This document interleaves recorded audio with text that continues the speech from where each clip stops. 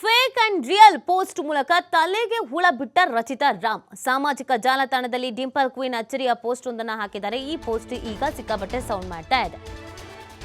Fake ಮತ್ತು real compare ಮಾಡಿಕೊಂಡು ಒಂದು ಪೋಸ್ಟ್ ಹಾಕಿದ್ದಾರೆ. ಈ ಪೋಸ್ಟ್ ಇದೆಯಲ್ಲ, ಈಗಿನ ಬೆಳವಣಿಗೆಗಳಿಗೆ, ಇತ್ತೀಚೆಗಾಗ್ತಿರುವಂಥ ಬೆಳವಣಿಗೆಗಳಿಗೆ ಸ್ವಲ್ಪ ಕನೆಕ್ಟ್ ಆಗ್ತಾ ಇದೆ. ಹಾಗಾಗಿ ಸಿಕ್ಕಾಪಟ್ಟೆ ವೈರಲ್ ಆಗ್ತಾ ಇದೆ ಈ ಪೋಸ್ಟ್.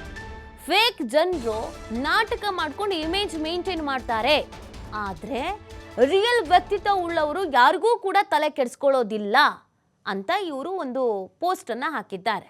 ನೋಡಿ, ಇನ್ನೊಮ್ಮೆ ಆ ಪೋಸ್ಟ್ನ ಹೇಳ್ತೀನಿ ನಾನು. ಸಾಮಾಜಿಕ ಜಾಲತಾಣದಲ್ಲಿ ಡಿಂಪಲ್ ಕ್ವೀನ್ ಈ ಅಚ್ಚರಿಯ ಪೋಸ್ಟನ್ನು ಹಾಕಿರೋದು. ಫೇಕ್ ಜನರು ನಾಟಕ ಮಾಡಿಕೊಂಡು ಇಮೇಜನ್ನು ಮೇಂಟೈನ್ ಮಾಡ್ತಾರೆ, ಆದರೆ ರಿಯಲ್ ವ್ಯಕ್ತಿತ್ವ ಉಳ್ಳವರು ಯಾರಿಗೂ ತಲೆ ಕೆಡಿಸ್ಕೊಳ್ಳೋದಿಲ್ಲ ಅಂತ. ಯಾರಿಗೆ ಹೇಳಿದ್ದಾರೆ ಈ ಮಾತು? ಏನಕ್ಕೆ ಈ ಸಂದರ್ಭದಲ್ಲಿ ಪೋಸ್ಟ್ ಮಾಡಿದ್ದಾರೆ? ಯಾಕಂದರೆ ಪರಪ್ಪನ ಅಗ್ರಹಾರದಲ್ಲಿ ದರ್ಶನ್ರನ್ನ ಭೇಟಿಯಾಗಿ ಬಂದಿದ್ರು ರಚಿತಾ ರಾಮ್ ಅವರು. ಈ ಹಿಂದಿನಿಂದಲೂ ಕೂಡ ದರ್ಶನ್ ಬಗ್ಗೆ ಮಾತಾಡೋದು ಅಂತಂದರೆ, ಮೈಕ್ ಸಿಕ್ತು ಅಂತಂದರೆ ಅವ್ರು ಹಾಡಿ ಹೊಗಳಿರೋದೆ. ಅವ್ರಿಗೆ ಅವಕಾಶ ಕೊಟ್ಟಿದ್ದೆ ದರ್ಶನ್ ಅಂತೆ.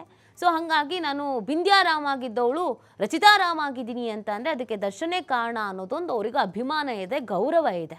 ಮತ್ತು ರಾಜಂತರನೇ ಇರಬೇಕು ಅಂತ ಬಯಸಿ 2 ದಿನದೊಳಗೇ ಬಳ್ಳಾರಿ ಜೈಲಿಗೆ ದರ್ಶನ್ ಶಿಫ್ಟ್ ಆಗಿದ್ದು. ಇವರೇ ಪಾಪ ಫಸ್ಟ್ ಹೇಳಿದ್ದೆ ಇವರು, ರಾಜಂತರನೇ ಇರಬೇಕು, ರಾಜ ಎಲ್ಲಿದ್ರು ರಾಜಾನೇ ಅಂತ ಹೇಳಿದ್ದು. ನೋಡಿ, ಈ ಹುಡುಗಿ ಬಂದು ಪರಪ್ಪನ ಅಗ್ರಹಾರ ಜೈಲಲ್ಲಿ ದರ್ಶನ್ನ ನೋಡ್ಕೊಂಡು ಬಂದು ಹೊರಗಡೆ ರಾಜನ್ ತರಾನೇ ಇರಬೇಕು, ರಾಜ ಎಲ್ಲಿದ್ರು ರಾಜನೇ ಅಂತ ಹೇಳಿದ್ದು.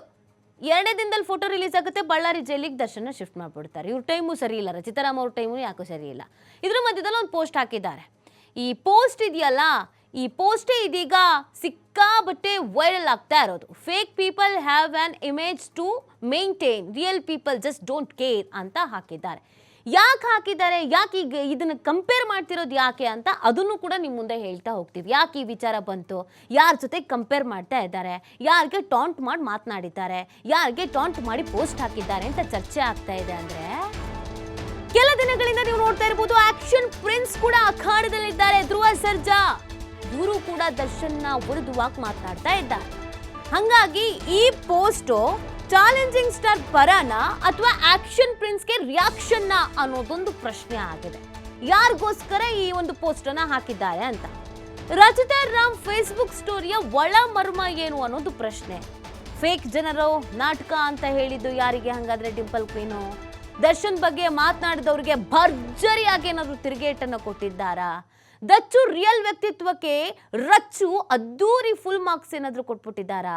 ಕರಿಯನ ಬಗ್ಗೆ ಪೊಗರಿನ ಮಾತನಾಡಿದವರ ವಿರುದ್ಧ ರಚ್ಚು ರಾಂಗ್ ಆಗಿಬಿಟ್ಟಿದ್ದಾರಾ ಅನ್ನೋದು ಪ್ರಶ್ನೆ. ಒಂದಷ್ಟು ಘಟನೆಗಳು ಸ್ಯಾಂಡಲ್ವುಡ್ನಲ್ಲೂ ನಡೀತಾ ಇದೆ, ಕರ್ನಾಟಕದಲ್ಲೂ ನಡೀತಾ ಇದೆ. ಒಂದಷ್ಟು ಜನ ಇದ್ರ ಬಗ್ಗೆ ಮಾತನಾಡ್ತಾ ಇದ್ದಾರೆ. ಇದರ ನಡುವೆ ಸುಮ್ಮನೆ ಇದ್ದಂಥ ರಚಿತಾ ರಾಮ್ ಅವರು ಸಡನ್ ಆಗಿ ಒಂದು ಪೋಸ್ಟ್ ಹಾಕಿದ್ದಾರೆ. ನಾಟಕ ಮಾಡೋರು ನಾಟಕ ಮಾಡ್ಕೊಂಡು ಇಮೇಜ್ ಕ್ರಿಯೇಟ್ ಮಾಡ್ತಾರೆ, ಪಾಪ ರಿಯಲ್ ಆಗಿರೋರು ರಿಯಲ್ ಆಗೇ ಇರ್ತಾರೆ, ಅವ್ರು ಕೆಡ್ದಾಗ ಜನ ಕಾಣ್ತಾರೆ ಅನ್ನುವಂಥ ಅರ್ಥದಲ್ಲಿ ಈ ಒಂದು ಪೋಸ್ಟನ್ನು ಹಾಕಿದ್ದಾರೆ. ಯಾರ ಪರವಾಗಿ ಮಾತಾಡಿದ್ದಾರೆ, ಯಾರಿಗೆ ಟಾಂಟ್ ಮಾಡಿ ಮಾತನಾಡಿದ್ದಾರೆ, ಯಾರಿಗೇನು ಹೇಳೋಕೆ ಹೊರಟಿದ್ದಾರೆ, ಈ ಪೋಸ್ಟಿನ ಒಳಮರ್ಮ ಏನು ಸಂದೇಶ ಯಾರಿಗೆ ಕೊಡಬೇಕಾಗಿತ್ತು ಇವರು ಗೊತ್ತಿಲ್ಲ. ಒಟ್ಟು ಈ ಪೋಸ್ಟ್ ಅಂತೂ ಹಾಕಿದ್ದಾರೆ. ಆದರೆ ಇತ್ತೀಚಿನ ಬೆಳವಣಿಗೆಗಳನ್ನು ನೋಡ್ತಾ ಇದ್ದವ್ರಿಗೆ ಯಾಕಪ್ಪ ಇಷ್ಟು ಭರ್ಜರಿಯಾಗಿ ಆನ್ಸರ್ ಕೊಟ್ಟಿದ್ದಾರೆ? ಪೊಗರಿನ ಮಾತಾಡಿದವ್ರಿಗೆ ಏನಾದರೂ ಟಾಂಟ್ ಮಾಡಿದ್ದಾರಾ, ಏನು ಎತ್ತ ಅಂತ ಒಂದಷ್ಟು ಪ್ರಶ್ನೆಗಳು ಹುಟ್ಕೊಳ್ತಾ ಇದೆ.